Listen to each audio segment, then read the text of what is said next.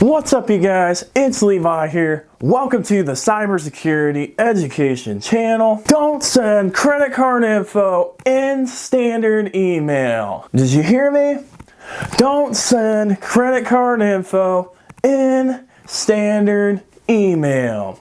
I hope you guys got that today because I'm going to be talking about credit card no-nos today. And unless you guys want me to steal your credit card info and use that, then go right ahead. Send your credit card info via standard email. I'll make sure to send you guys an email back thanking you for all of the stuff that I bought, and I'll list everything that I bought in the email so that you guys can feel good that you guys helped me. Alright, so this last week I found out that somebody that I knew was sending their credit card info out to other people that needed their credit card info, and they were doing it via email. Of course, me being the security conscious person, found out about them and told them to immediately stop taking that action. And so before I move on further with this story, if this person is watching this video, I just want you to know that I'm not trying to put you down or make you feel bad. I just want to use this as a learning experience for others out there so that if they are doing the same thing, they know why they shouldn't be doing it and they stop doing it, because I don't want something bad to happen to my viewers out there that are watching this. So it's unfortunately one of those situations where you don't know what you don't know, and that's why I'm creating this video so that you guys do know and you know better. Alright, so back to the story again. I confronted this person about this action. I said, hey, this is not a great idea. You should stop doing this action immediately. And of course the user came back and said, well, we've always done it this way, Levi. It's more secure than handing out the credit card and having somebody lose it. So I informed the user, I was like, well, at least if somebody loses that credit card, you know that they lost that credit card, and you can go ahead and take actions from there to help protect from losing money because they lost the card, right? I also let the user know there's 3 big security risks by sending your credit card info in email. The number 1 security risk by sending your credit card info inside of an email that's just a standard email is that email is not encrypted. So basically what that means is if you have your computer here and you're sending that email out and somebody happens to be in the middle of that connection from your computer over to the computer that you're sending it or the server that you're sending it to, this person in the middle can see that credit card info that you sent, and that's why it's very insecure to be sending your credit card info over email, because you don't want somebody to just be able to sit in between your connection and see that credit card info. You would never know about it. And that's why I pointed out in the case, hey, at least if somebody has the card and loses it, you would know they lost it. If somebody intercepted your connection and stole your card, you wouldn't know, right? The number 2 thing that can be a problem with sending your credit card info over email is you could accidentally send that credit card info to the wrong person. It's not hard to fat finger an email address that auto completes in your email. You send that button, and if you're not paying attention, that person gets your card number, and you better hope that person is somebody that is trustworthy, because if they aren't, boom, guess what? They got that credit card info, and they can use that credit card to do whatever the F they want to the maximum of that credit card. So that's number 2. And then finally, the 3rd risk is that credit card info can be sitting in the inboxes of the sender and the receiver of that info. And so if their account ever gets compromised and somebody gets into their email, guess what? That credit card info is just sitting there in either one of the sender or the receiver's emails for a person to go and take. So those are the top 3 risks of why you shouldn't do this action. And then just going back to that number 1 risk that I was talking about, you might be asking, well, how is somebody going to get in between my connection and the receiving connection? Well, we talked about airport Wi-Fi security and public Wi-Fi security. That's probably one of the main ways that could happen. You connect to a public Wi-Fi network, and then somebody can scan through your traffic on that Wi-Fi network and be able to pull out your emails from that. And normally things are encrypted, but unfortunately standard email is not.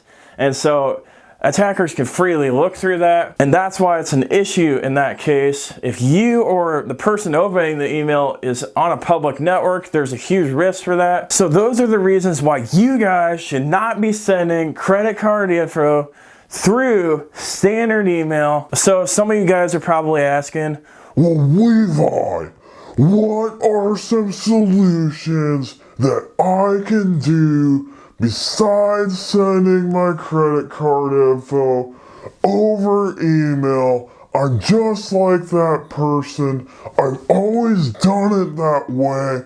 What am I supposed to do? Well, luckily I got some solutions for you guys to try out. The first solution that you guys can do is you can send it over encrypted email. So when we go back to that number one problem where an attacker can sit in between your computer and the computer that you're sending it to, or the device that you're sending it to, if the email is encrypted, that attacker won't be able to see anything because it will all be scrambled, right?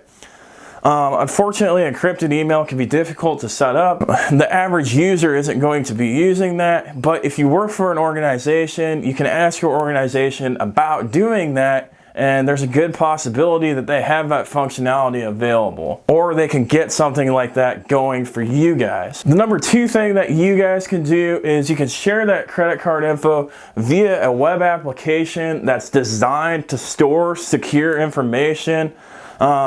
One that I can come up with off the top of my head would be something like LastPass. It's a password manager, but you can also store credit card numbers and things like that inside of it, and then you're able to send that information via an email to whatever email address that you put inside of there, and then that person has to click on that link to get into LastPass to see that credit card number.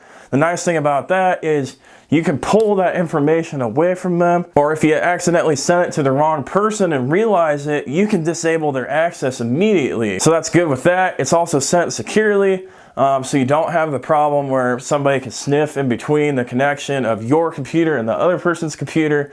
And then finally, that information is not just sitting out there because you can pull that access anytime that you want. I mean, there's always a risk that the person receiving that email can go ahead and take that information and write it down and put it somewhere, but you have that risk pretty much any way that you send that information, right? All right, so number three, the situation that we talked about earlier, make the person that needs the card take that card and then bring it back. Tell them not to write it down on a sheet of paper, just use it and bring it back. And the advantage of this situation is you know who's used the card, and you know if they've lost it or not, so then you can report that immediately as soon as they tell you, and try to minimize your losses on what you would have on the credit card, even though credit cards are pretty forgivable in that area. So that's not a bad option, and it's a very cheap and easy solution. The number four option that you can do, and I wouldn't really consider this a super secure option, but in my opinion it's better than doing it by email, is calling the person that needs the card, giving it to you by phone, and having it type it in as you're giving it to them. They're not going to write it down. They're just going to type it in on the site that they need to go to, press the submit button, boom, they made the purchase. And as long as somebody's not snooping on that phone conversation, the credit card information will be safe. Unlike the email, where that email can sit there for somebody to come in later and take a look at that and use it. That's why this solution is better. Somebody has to be actively on that phone call while you're giving the credit card info. Otherwise, that info is not going to be there for an attacker. And then finally, number five, you could send this by certified mail to somebody. The biggest issue is obviously this thing getting lost in the mail. So by certified mail, you'd be able to track that credit card and see if it got lost, and then cancel it if it did. But there has to be some trust on the other side to send that credit card back and not write down the information. So this really isn't a great option. Plus it takes a lot of time, but it is a better option than sending email in my opinion. So yeah, as I said before, do not share your credit card info over standard email follow one of these 5 steps and stop doing that practice so that you guys can save yourselves from a situation where you're having credit card fraud committed against you guys because you were sending it in an insecure way. There's better options. Follow one of these and help save yourselves and your organization.